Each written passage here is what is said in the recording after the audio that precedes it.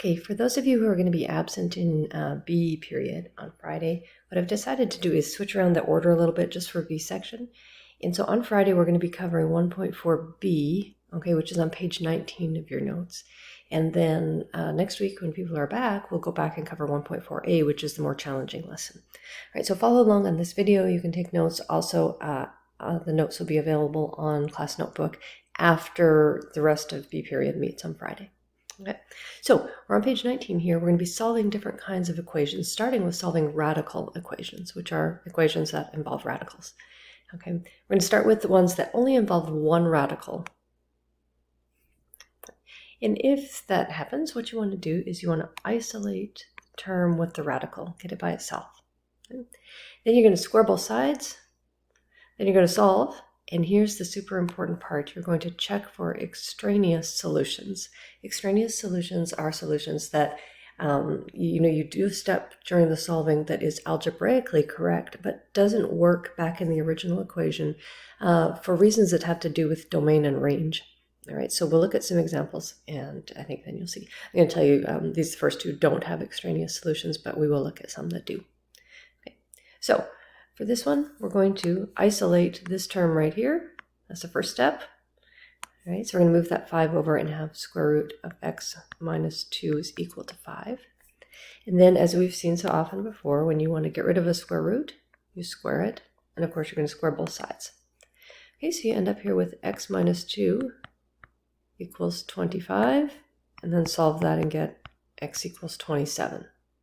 All right, and just get in the good habit before you put a box around any radical solution, just go ahead and put it back in and double check. Okay, so it's always a good idea, but it's essential with these radical equations. Okay, so we're just going to stick that back in and just double check that that does indeed equal 0. So here we get square root of 25 minus 5, which is 5 minus 5, which is 0. Okay, so we're confident in this. You can put a box around it. All right, the one on the right has sort of more going on here. It's got, first of all, it's got the coefficient in front there. It's also got an x over here, and you're going to see that's going to sort of change things a little bit, although the procedure is the same. All right, so we're going to start by isolating the term with the variable, which is this one. All right, we don't need to isolate for that 2, but we do need to get that whole term by itself. All right, so we're going to write this 2 times square root of 3x minus 2 equals x plus 1. All right, now that we have that term by itself, we can go ahead and square that whole term and also square this. All right, so when we square that, okay, the 2 squared is going to be 4, and the square root of 3x minus 2 squared is going to just be 3x minus 2. Okay, so make sure you square that 2 as well. All right, please, when you do this, write it out twice and FOIL it.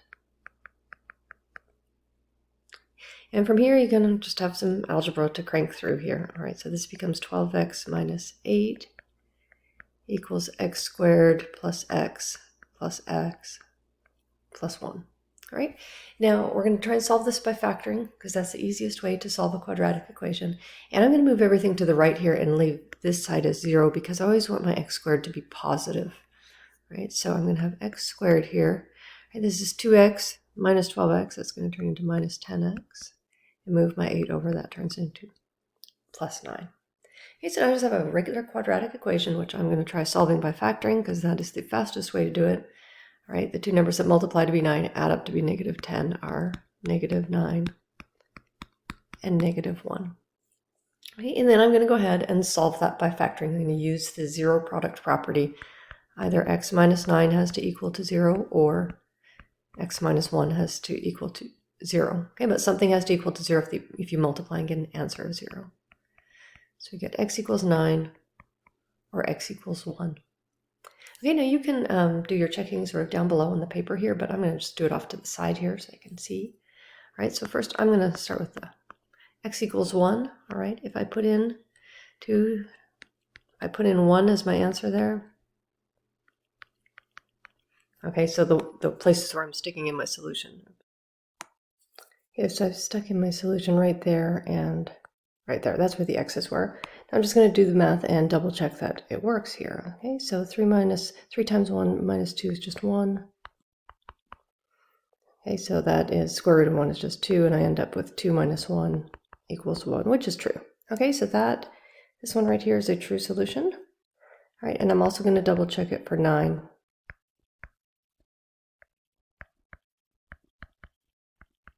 Does that equal 9? Okay, so sticking the solution in there and there. And when I do the math here, okay, 3 times 9 minus 2, that's 25. Okay, and so I get 2 times 5 minus 1 equals 9, which is true. Okay, so in this case, we had 2 true solutions. That will not always be the case. All right, so let's go on to the next page and see what happens when, okay, you have more than one radical here.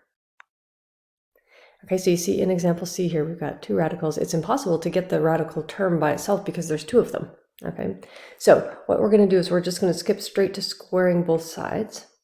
Right? And then you may need to square both sides again if you still have a radical. And as always, check for your extraneous solutions. All right, so let's give this one a try.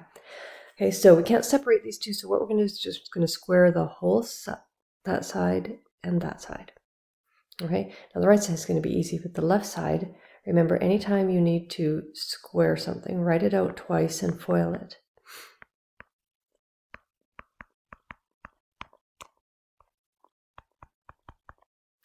Minus square root of 2x minus 5. Okay, now this looks like really something else. Okay, but just remember the rules of foiling and the rules of radicals. Okay, we're going to foil or multiply our first. Well, that's just squaring a square root, which is going to undo everything.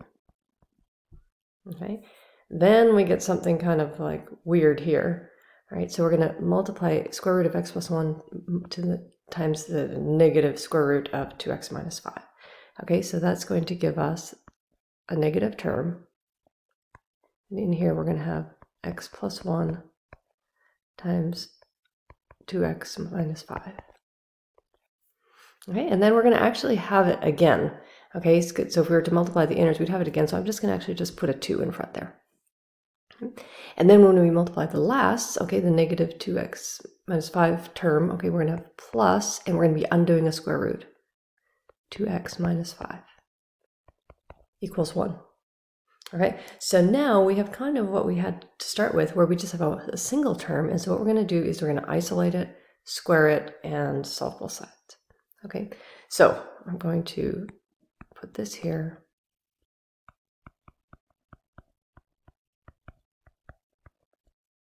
Okay, and I'm going to move everything over to the other side. All right, so I end up with negative 3x. And I'm going to, I've got negative 4 there, so I'm going to add 4 over there, so it's going to be plus 5. All right, and now I'm ready to square both sides again and see what happens. Okay, so when I square the left side there, I'm going to get 4 times all of this, undone, x plus 1 times 2x minus 5. And here I need to square this. Okay, I'm going to just kind of, so you can think about it, write it out over here, write it out twice. Right? I'll do that. I'm going to get 9x squared, okay, minus 15x and minus 15x again, so minus 30x, and then plus 25. Okay, from here, it's kind of a lot of algebra to just go ahead and solve this. All right, so I'm going to, I think I'm going to FOIL this out first here.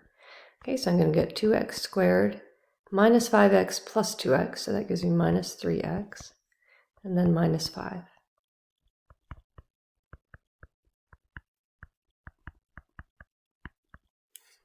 Okay, distribute your 4.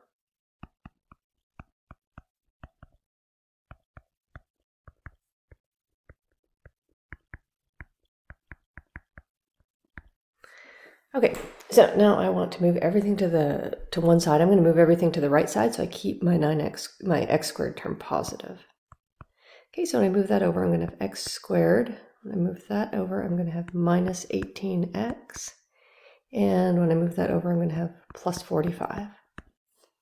Okay, and so for here, I'm going to solve by factoring. All right, two numbers that multiply to be 45 and add up to be negative 18 are negative 15 and negative 3. All right, so we have two possibilities. Okay, we're going to set the factors equal to 0, so either x minus 15 equals 0 or x minus 3 equals 0.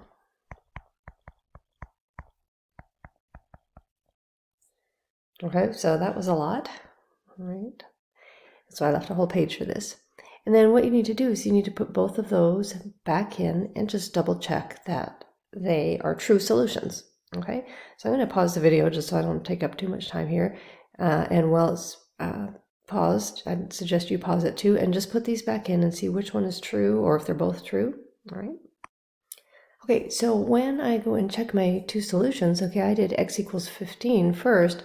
I plugged in 15 for my answer here, and I ended up with this statement here, 4 minus 5 equals 1, all right? And when I plugged in 3 down here, I got the statement 2 minus 1 equals 1. And so what happens here is this one is a false solution. These two are not equal. Okay, so this is what we call a false or extraneous solution. Whereas this one is true. Okay, so I'm just going to write here true, which means we need to go back here, and in our solving here, we did a lot of steps which were all algebraically correct, but when we kind of put things back in, because of squaring and square rooting involves positive and negative numbers, sometimes a step that works well going one way doesn't work well when you go backwards and is in fact not true. And so this is a true solution. You need to have a box around this one, and this one needs to have an X around it, and I'd like you to write the word here, extraneous. Okay, so this one is a solution that works out algebraically but doesn't work in the original equation. Okay, so an extraneous solution. Okay. I'm going to go ahead and end this video here. I'm probably going to have 3 separate videos for the 3 sections of this lesson.